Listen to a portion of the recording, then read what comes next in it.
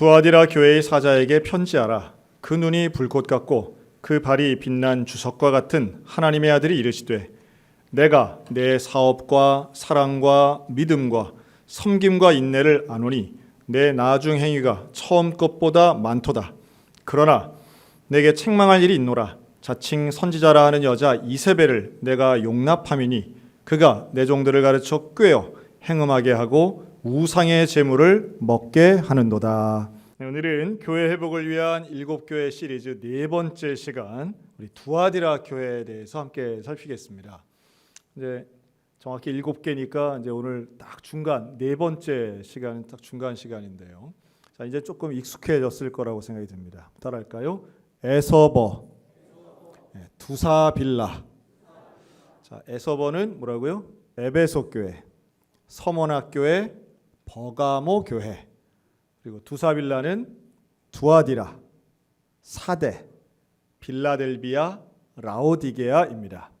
7개 교회의 이름이 우리에게는 이름만 외우는 것도 많이 발전했지만 그 교회가 의미하고 있는 예수님의 교훈, 칭찬과 책망이 우리 가운데 좀 깨달아지고 적용되어서 칭찬받는 것은 우리에게 임하고 책망받는 것은 떠날 줄로 믿습니다. 특별히 두아디라 교회는, 이 두아디라라고 하는 도시 자체는 그렇게 크지 않은 도시였습니다. 에베소나 서머나나 버가모에 비해서는 작은 도시였지만 여기에는 로마의 수비대가 주둔하고 있던 일종의 교통과 군사적 요충지였던 것이죠. 그리고 이 두아디라는 다른 곳과 비슷하게 역시 마찬가지로 우상 섬기는 신전들 많이 있었습니다. 그런데 성경을 통해서 두아디라를 우리가 좀 알 수 있는 거의 유일하다시피 한 하나의 근거는 사도행전 16장에 나오는 자주장사 루디아입니다. 이 자주장사 루디아는 빌립보 지역에서 사도 바울을 만나서 최초의 교회를 바울과 함께 세웠던 사업가 겸 여성 신도였죠. 그런데 이 루디아의 고향이 바로 이 두아디라입니다. 그래서 이 두아디라는 염색업, 또 직물업 이런 산업이 발달했던 도시로 알려져 있는데요. 그런데 이 도시에서는 이런 직군별로 함께 모여서 하나의 조합 형태의 모임들을 만들었다라고 알려져 있습니다. 이게 나중에 이제 길드라는 이름이 되는데 그것은 같은 직업을 갖고 있는 사람들이 모여서 자기들의 이익을 도모하는 겁니다. 지금으로 따진다면 무슨 조합 같은 이제 그런 하나의 공동체를 만드는 것인데요. 단순한 경제적 조직이 아닌 이 길드의 문제는 뭐냐 하면 여기에 경제적 이득을 위해서 종교적 형태의 모습을 띠고 있었다는 겁니다. 그래서 여기에는 우상을 섬기는 그것이 하나의 같은 우상을 섬기는 게 같은 직군의 모습이었고, 그래서 이러한 염색업인은 무언들을 하려면 이런 우상을 섬겨야만 제대로 경제적인 일들을 이제 협력 가운데 도모할 수 있었다는 거죠. 그런 면에서 이 자주장사 루디아는 에베소에서 예수를 믿고 나중에 고향에다가 교회를 개척하고 세우는데 아마도 그 교회가 이 두아디라 교회였을 것이다 라고 보는 분들도 제법 많이 있습니다. 그런데 이 두아디라 교회는 그런 어려운 여건 속에서도 믿음을 지켰던 교회였습니다. 그래서 19절에 보면 이 두아디라 교회의 칭찬의 내용이 먼저 나오는데요. 내 사업, 사랑, 믿음, 섬김, 인내를 안다라고 말씀합니다. 여기서 말하는 사업이라고 하는 건 물건 사고 파는 비즈니스가 아니고요. 영적인 사역을 의미합니다. 오늘날 교회가 하고 있는 예배, 교육, 선교, 전도, 봉사, 친교가 대부분 돌아갈 수 있는 거겠죠.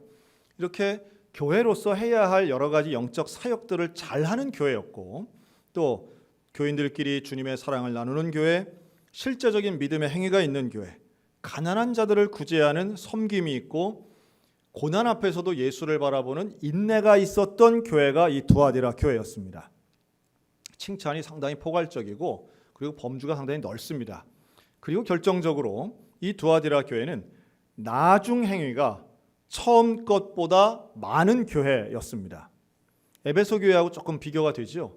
에베소 교회는 일은 잘했는데 실력과 성실함이 있었는데 처음 마음을, 처음 사랑을 버린 교회였다면 이 두아디라 교회는 갈수록 이러한 모든 사랑, 인내, 믿음, 섬김이 더 많아지는 교회였다라고 하는 겁니다. 좀 이걸 정리해서 한마디로 표현하면 두아디라 교회는 갈수록 성장하는 교회였다라고 말할 수 있습니다.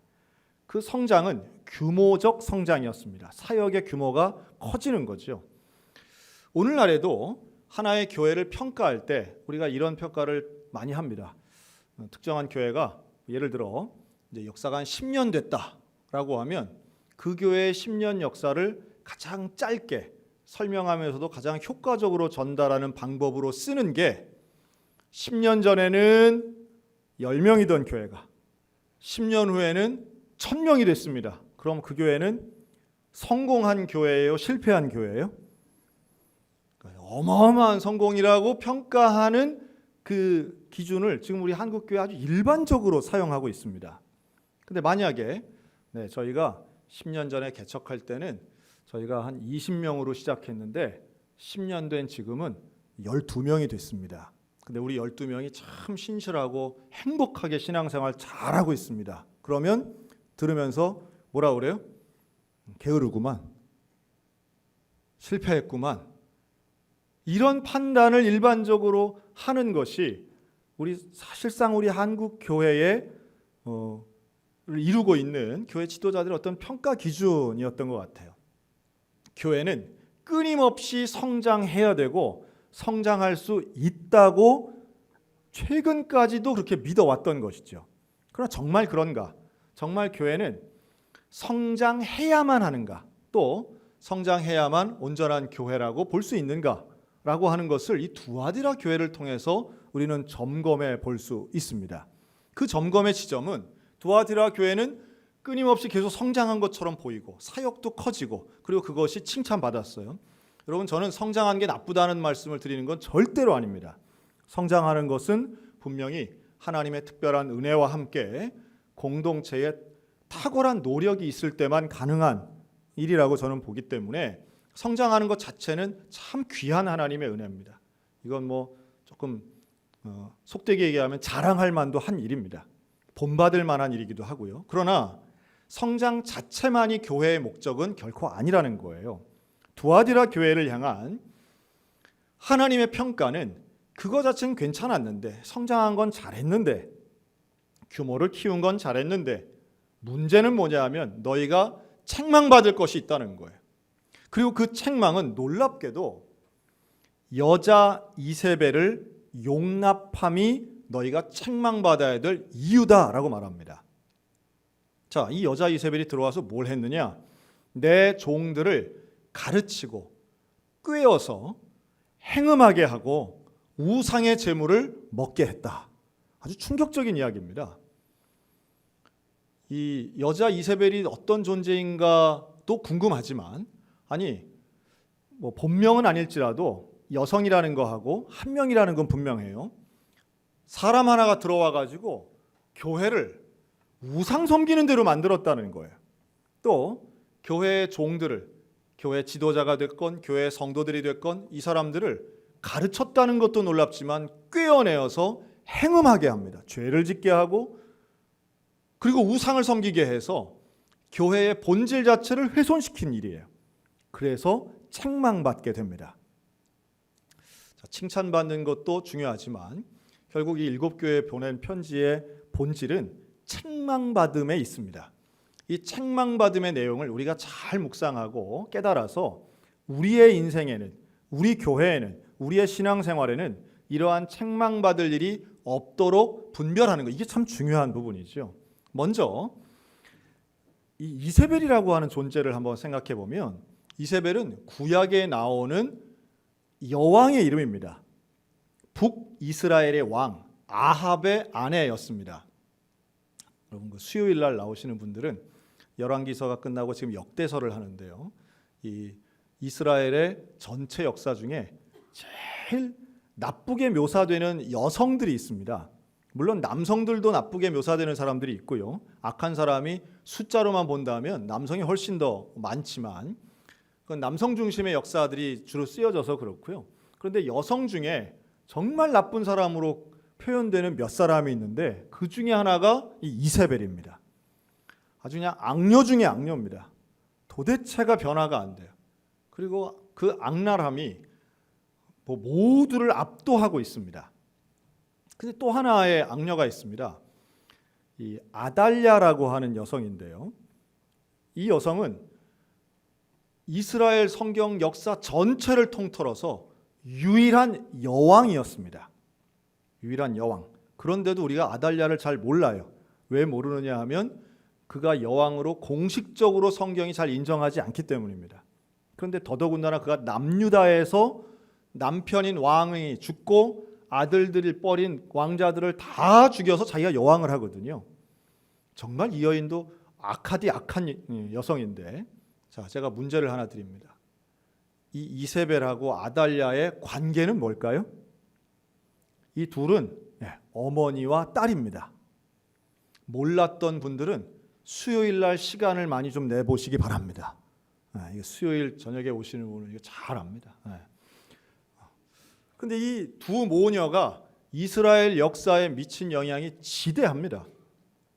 하마터면 다윗 왕조 자체가 끊어질 뻔했어요. 그 가장 심각했던 위기가 바로 이 아달랴 때였고요. 북이스라엘이 멸망한 근본적인 이유가 바로 이 이세벨에게도 있었음을 우리는 알아야 됩니다. 어마어마한 악행들을 한 거죠. 그런데 이 이세벨의 이름을 지금 차용해서 왔습니다. 그러니까 이 실제로 두아디라 교회를 어려움에 빠진 사람의 이름 실명이 이세벨이라는 건 아니에요. 하지만 그 여인의 실명보다 더 중요한 건 이 사람이 이세벨 같은 존재야 라고 하면 당시의 유대인들은 금방 알아듣는 거예요. 어느 만큼의 악행이고 어느 만큼의 하나님을 대적하는 사람인가가 명확하게 드러나는 이름 이세벨입니다. 마치 우리가 구두쇠를 가지고 수전노 이렇게 말하는 것처럼 어떤 대명사가 그 본래 이름과 대치되는 거하고 좀 비슷한 겁니다. 자, 그런데 이 이세벨은 뭐라고 표현하느냐면 자칭 선지자라고 했습니다. 자칭 선지자라고 했는데 그게 이 교회 안에서 통용이 된 거예요. 어떻게 통용됐냐? 사람들이 이세벨의 말을 들은 겁니다. 또 이세벨의 영향력이, 이 여인의 영향력이 두아디라 교회에 아주 막강했음을 보여줍니다. 어떻게 이런 일이 가능했을까? 두아디라 교회와 같이 하나님의 많은 사역들을 감당하고 서로 사랑하고 또 고난 앞에서도 인내했던 교회였는데 글쎄 이런 사악한 여인 하나가 들어왔다고 해서 이 사람의 가르침에 꿰어서 교회가 통째로, 물론 이 중에 다 그런 건 아니었지만 소수의 남은 사람도 있지만 많은 두아디라 교인들이 또 두아디라 교회의 지도자들이 죄를 짓고 우상을 섬기는 일까지 갖다 쉽게 납득되지 않습니다. 하지만 또 한편으로 본다면 이 이세벨이라고 하는 이 여인이 어떤 모습이었을까를 유추해 보면 사실 이런 일들은 지금도 얼마든지 일어날 수 있다고 판단할 수 있습니다. 여러분, 교회 안에서 누구의 영향력이 클 것인가, 누가 말하면 우리는 그 사람의 말을 들을 것인가 라고 하는 것은 예상 밖으로 교회 안에서는 소위 말해 신령한 사람들의 목소리에 영향을 많이 받습니다. 80년대는 한국 교회의 기도원의 전성기였습니다. 그래서 그때는요, 교회마다 은사 있는 분들이 제법 많았습니다. 교회마다 기도 잘 하시는 권사님들이 계셨어요. 또 몇몇 교회에는 은사가 많아서 예언이나 신유의 역사를 펼치는 전도사님들이, 특별히 여자 전도사님들이 제법 많았습니다. 그리고 그때 당시 기도원에 가면요, 여러분, 기도원 원장님은 남자들이 많았을까요? 여자분들이 많았을까요? 여자분들이 훨씬 많았습니다. 기존 교회에서 인정받지 못하고 그러한 은사와 능력을 잘 인정받지 못하는 분들이 기도원을 많이 열기도 하고 기도원을 운영하기도 많이 했습니다. 그리고 실제로 우리 대한민국 사회의 영적 부흥의 한 축을 담당하기도 했습니다.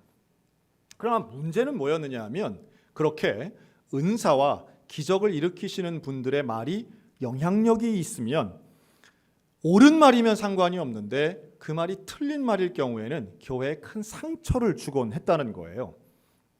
그리고 그러한 기도원을 운영하시는 전도사님들이나 원장님들 중에는 소위 말해 신학교를 나오지 않아도 우리 원장님은 어느 신학교를 나왔대? 이런 질문 자체가 사실은 불가능했던 시절이었습니다. 저도 청소년기에 많은 기도원을 다니고 한번 말씀드린 적이 있죠. 그리고 그런 기도원에서 일어나는 은사와 기적들을 참 어린 시절에 많이 보았습니다. 그 중에서도 대표적인 기도원이 몇 군데가 있었는데요. 이 포천에 있는 아주 유명한 할렐루야 기도원이라는 곳이 있었습니다. 그곳은 수천 명의 사람들이 모여서 신유의 경험을 체험하기도 하고요. 원래는 서울 세검정에서 시작했는데 이것이 규모가 점점 커져서 지금도 전국에 7군데의 할렐루야 기도원이 있습니다. 그곳에서 저도 신유의 경험을 했습니다. 놀라운 기적은 나중에 시사 프로그램에서 고발되고 그것을 보고 많은 사람들이 충격받았지만 그러나 현장에 있던 사람은 의심하는 사람이 거의 없었습니다. 왜냐하면 실제로 내 몸에서 핏덩어리가 꺼내지고 옆 사람에게서 철철 흐르는 피 안에서 사람들이 낫는 모습을 보았기 때문에, 물론 돌아가시는 분들도 많았습니다. 하지만 병이 치유되는 분들을 많이 보았기 때문에 그곳에서는 뉴스에서 어떤 내용이 방영되더라도 사람들은 믿지 않았습니다. 원장님의 말씀 한마디는 말 그대로 법이었습니다. 제가 한 두어 번 말씀드린 것 같아요. 어린 나이였지만 저건 좀 이상하다 싶은 것들도 사람들이 다 받아들이는 거예요. 예를 들면 올라와 설교를 하는데 원장님이 그럽니다. 내가 저 아래에서는 요한복음을 오늘 설교하려고 했는데 계단을 올라올 때 성령이 나를 말씀하시는데 마가복음을 설교하라는 거예요. 여러분, 이런 직통계시는 여지없는 이단의 증거입니다. 그런데 당시 중학생이었던 저에게는 저건 좀 이상한 것이지만 뭔가 설명하기는 어려웠습니다. 그러나 지금 나이가 들고 신학교에 가서 그곳이 이단임을 제가 명백히 알고 더 이상 발걸음을 끊을 때도 이해되지 않았던 것 중에 하나는 그곳에는, 그 기도원에는 정말 많은 목사님들, 전도사님들이 와 계셨습니다. 그런데 그분들 중에 그 누구도 원장님 그건 잘못된 겁니다 라는 사람이 단 한 명도 없었습니다. 왜 그랬을까요? 그것은 신학적인 오류가 없어서가 아니라 기적을 일으키는 분위기 앞에서는 누구도 입을 뗄 수 없었던 거예요. 그리고 기도원의 규모가 성장하고 많은 사람들이 몰려드는 가운데에는 잘못에 대해서 지적한다는 건 정말 거의 불가능에 가까운 일이었습니다. 여러분, 능력, 기적, 은사, 이적, 저는 이걸 부정하지 않습니다. 전 이게 충분히 존재하고 또한 이것은 중요하다고 봅니다. 그런데요, 기적에 매몰되면, 은사에 집중하면 결국은 은사를 일으키는 사람이 주목되게 됩니다.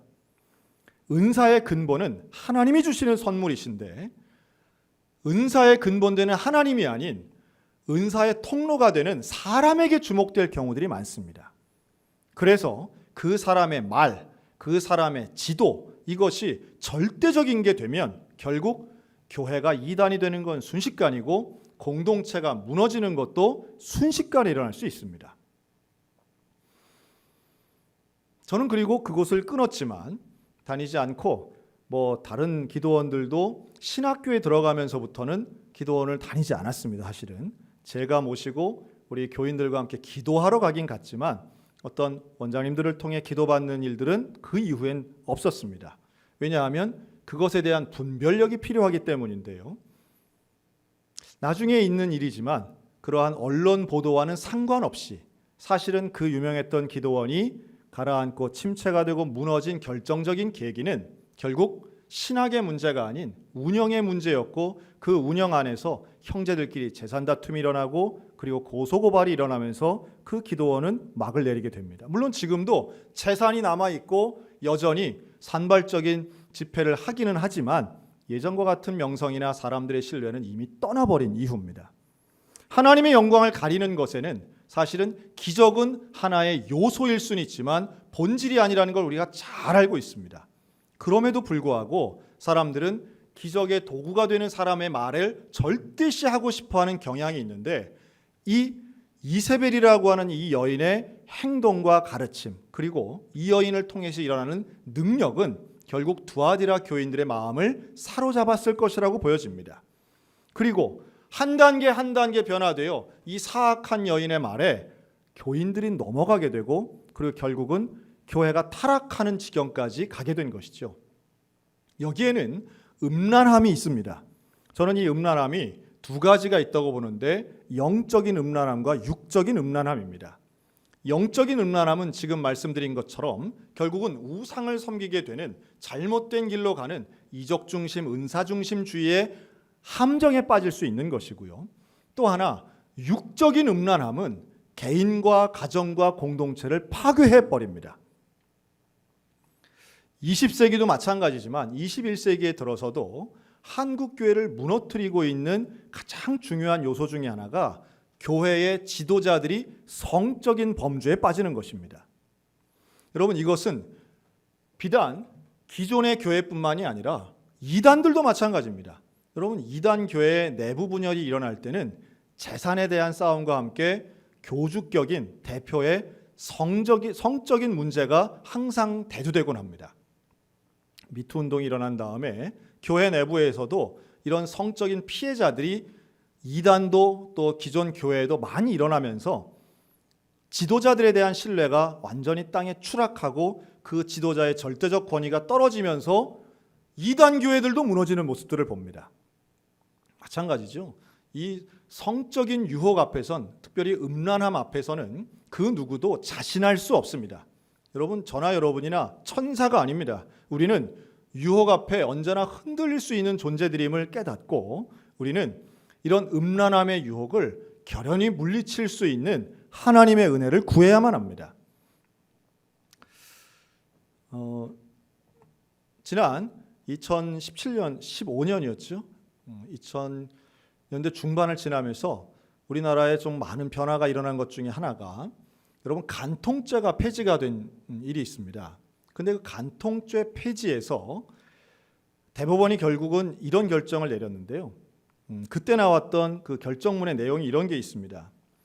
사회 구조 및 결혼과 성에 관한 국민의 의식이 변화되었고, 성적 자기결정권을 보다 중요시하는 인식이 확산됨에 따라 국가가 형벌로 다스리는 것이 어렵게 되었다. 이게 법조문에 나오는 내용이에요. 이걸 정리하면 개인 간에 이루어지는 성적인 것은 국가가 개입하여 죄로 다스릴 수 없다는 이야기입니다. 그러니까 이건 또 성폭행이나 성범죄하고는 조금 다른 것인데요. 개인과 개인이, 성인 두 사람 혹은 여러 사람이 합의하에 이루어진 성적인 것은 그 어떤 형태의 성적인 것도 범죄라 할 수 없다는 거예요. 여러분, 이것이 불과 7년 전 있었던 판결이었는데요. 지금은 어떤 상황이 되었느냐 하면, 그 유명한 최근에 논란이 되고 있는 포괄적 차별금지법이라는 거 아마 많이 들으셨을 겁니다. 여러분, 포괄적 차별금지법, 왜 포괄적이란 말이 들어갔을까요? 차별금지법은 당연한 말 아니겠습니까? 차별을 금지하는 겁니다. 그런데 이 포괄적 차별금지법이라는 것은 차별을 금지하는 대상을 아주 포괄적으로 늘린 거예요. 그래서 여기에는 우리 개신교회가 그토록 반대하는 이유 중에 하나가 여기에 성적 지향성이 들어가 있기 때문입니다. 자, 이 말을 좀 쉽게 하면 극단적으로 잡혀간다 이러기도 하지만, 동성애가 죄라고 말하는 게 차별이라는 정신이 그 법 안에 들어가 있는 겁니다. 여러분, 동성애는 죄입니까? 아닙니까? 명백한 죄입니다. 왜 죄입니까? 성경이 죄라고 말하기 때문에 죄입니다. 이것은 아무리 양보해도 피해자가 없는 것이라 할지라도, 피해자가 없는 논리를 많이 펴니다. 그것은 누구에게 해를 끼치지 않는다는 거예요. 그러나 성경은 음란함에 대하여 분명히 죄로 말씀합니다. 인간의 본성이긴 하지만 그것은 행동을 할 때에 죄가 되고요, 마음으로 짓는 것도 죄입니다. 죄 없는 자가 돌로 치라는 그 말씀을 인용하기도 하지만, 그러나 그렇다고 해서 죄가 아닌 게 아니라는 말씀이에요. 죄를 죄로 말할 수 없게 만드는 법을 반대하고 있는 것입니다. 자, 우리에게 있어서 이 음란함이라고 하는 건 상당히 심각한 죄입니다.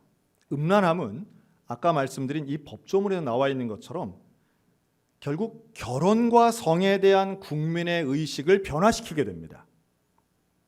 결혼과 성에 대한 인식이 어떻게 바뀌고 있습니까? 결혼이 필요 없는 것이고 결혼의 절대성이나 결혼의 아름다움에 대해서 사람들의 생각은 완전히 달라지고 있습니다. 어느 때든 이혼할 수 있는 것이고 결혼이 꼭 이성과만 할 수 있는 게 아니라고 생각하고 있으며 결혼을 통해 이루어지는 가족의 소중함보다는 그걸 통해 이루어지는 가족의 불편함을 호소하고 있는 것이 지금의 시대 정신입니다. 성에 대한 인식이 달라지고 있습니다. 어떤 형태든 누구와도 성은 즐길 수 있는 것이라고 생각들 하고 있습니다. 여러분, 이 두 가지가 결합되면요, 성에 대한 아름다움이 사라지고 가정이 파괴되는 것입니다. 성경적 가정이 파괴되는 것이죠. 하나를 양보해내면 결국은 마지막에 본질까지도 흔들릴 수 있다는 것을 두아디라 교회가 보여주고 있습니다. 두아디라 교회의 음행은 결국 영적 권위를 가지고 있는 이러한 이세벨 같은 여인 한 사람 때문에 교회는 가서는 안 되는 길을 가게 되고 결국은 해서는 안 되는 우상 숭배의 영적 음란함까지도 가게 되더라는 거예요. 여러분, 죄에 대한 두려움, 죄에 대한 경각심을 가져야 될 이유가 바로 여기에 있습니다. 누가 말하느냐도 중요하지 않습니다. 우리는 하나님의 말씀을 온전히 깨달았고 말씀 위에 서서 무엇이 죄이고 무엇이 하나님이 원하시는 일인가를 명확하게 깨닫는 영적 분별력과 영적 지혜가 있어서 일의 규모와 일의 성장보다 더 중요한 하나님의 말씀 위에 서 있는 저와 여러분 되시기를 주의 이름으로 축원합니다. 저는 이번 주에 우리 어린이 교회 성경학교를 진행할 수 있는 게 얼마나 감사한지 몰라요. 생각보다 우리 어린이들이 참 많이 왔습니다. 요즘은 많이 오면 겁이 납니다. 요즘 사람이 오히려 두아디라 교회의 성장이 오늘 우리에겐 조금 생각이 달라지게 만드는 코로나19의 영향력인 것 같아요. 근데 아이들을 부모님들이 많이 보내주셨어요. 근데 이 아이들이요, 철저하게 마스크를 하고 있어요. 밥을 먹을 때는 아이들이 줄을 섭니다. 1m씩 떨어져서 애들이 줄을 섭니다. 새치기 하지 않아요. 밥 먹으려고 막 서두르지 않아요. 밥을 먹을 때는요, 한 방향으로만 앉아요. 여러분, 이 아이들을 보면서 제가 아이들은 참 배운 대로 사는구나, 배운 대로 행하는구나, 습관대로 어릴 때 잡는 습관이 이렇게 중요하구나. 아마도 이 아이들은 평생토록 마스크에 대한 친밀감을 가지고 어떻게 공동체와 살아가야 되는지를 어릴 때부터 느낄 겁니다. 마치 우리가 어릴 때 밥을 하나도 흘린 것을 먹어야 된다고 배운 사람은 평생 그렇게 사는 거하고 비슷하지 않겠나 생각이 들어요. 그런데 이 아이들이 지금 말씀을 배웁니다. 여러분, 어제 저녁에도요, 마스크를 낀 채로 그 밤늦게까지 울며불며 애들이 기도했어요.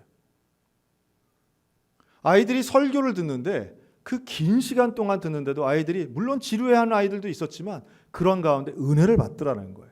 저는 우리 교회의 어린이들, 청소년들이 말씀을 사랑하고 말씀의 기준을 붙잡고 세상의 풍조나 남들 사는 대로가 아닌 하나님이 원하시는 대로 사는 인생 살기를 소원합니다.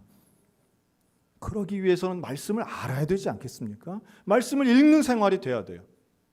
제가 지난 주일 설교하면서 이제 4년 만에 성경을 한번 다 읽었습니다. 이제 화요일부터 새로 읽습니다. 그랬더니 정말 화요일날 많이 오셨더라고요. 제가 책갈피 드립니다 그랬더니 얼마나 많이 오셨는지 그냥 뭐 깜짝 놀랐습니다. 속으로 내가 안 갔는데 이런 분들 계실지 몰라요. 근데 목요일쯤 됐는데 제가 집사님 한 분 길에서 만났는데 그러시더라고요. 목사님, 이제 책갈피 안 주죠? 그러시더라고요. 그래서 왜요? 그랬더니 저 혹시 내일 나가도 받을 수 있냐고. 집사님 그러는 거예요. 그래서 딴 사람 모르겠고 집사님 내일 새벽에 오면 내가 내 거라도 드립니다. 그랬더니 그 다음날 진짜 온 거예요. 오신 거예요. 그래서 제가 제 걸 드렸습니다. 아주 좋아하는데 제가 오늘 일부 예배 때 제가 공약을 하나 걸었습니다. 일부 예배 때 내일 새벽에 오시는 분은 내가 지금 제가 따로 갖고 있는 게 있거든요. 제가 갖고 있는 제 걸 드립니다. 했더니 몇 분 오신다고 했는데 여러분 2부 예배 때는 제가 그 공약은 했다가는 또 모자랄까 봐 만약에 2부 예배 오늘 오신 분이 내일 새로 제가 대충 압니다. 오늘 하나도 모를 것 같아도 여기 많네. 여기 많아. 여기 많네. 여기 많이 계시네. 계시는데 나오시는 분이 있으면 제가 꼭 이름을 체크해 가지고 하여튼 오늘까지만 해서 드리도록 하겠습니다. 마지막 기회예요. 여러분 왜 그렇습니까? 우리가 성경을 읽는 것에 대한 필요성을 깨닫고 매일매일이라도 한 장이라도 읽어 나가는 생활이 결국은 길게 보면 세상의 유혹, 이세벨의 미혹을 아니야, 그건 아니야, 그건 잘못된 거야, 그건 죄야 라고 말할 수 있는 근거는 우리에겐 성경밖에 없다는 말씀이에요.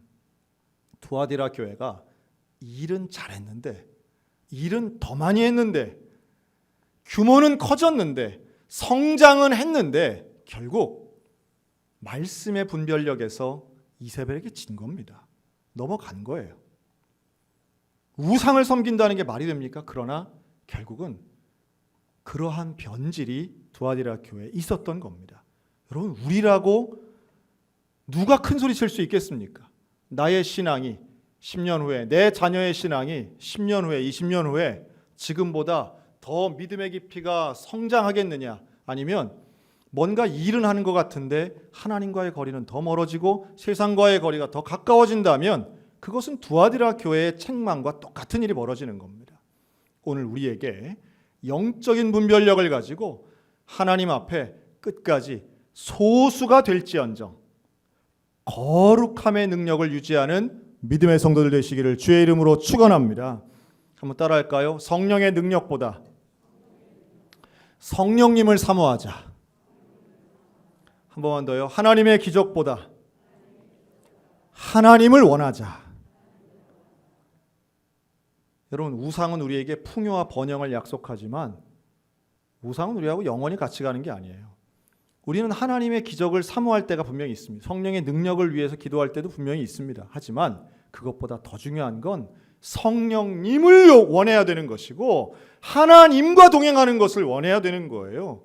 하나님의 능력만 쏙 뽑아서 살 그런 생각하지 않았으면 좋겠습니다. 정말로 우리에게 필요한 것은 능력이 아닌 하나님 자체입니다. 기적이 아닌 예수 그리스도 그분 자체를 우리는 사랑해야 되는 것이죠. 그 사랑을 가지고 우리 말씀을 사모하고 더 사랑하기 위해서 우리는 열심으로 충성된 생활을 하는 것입니다. 앞으로도 변하지 않고 믿음의 생활을 하는 우리에게 약속된 새벽별 되신 그 예수님의 영광이 임할 줄로 믿습니다. 책망받지 않는 교회, 변질되지 않는 교회, 시대에 그저 흘러가는 교회가 아닌 말씀에 근거하여 분별력 있는 우리 소양성결교회가 되시기를 주님의 이름으로 축원합니다.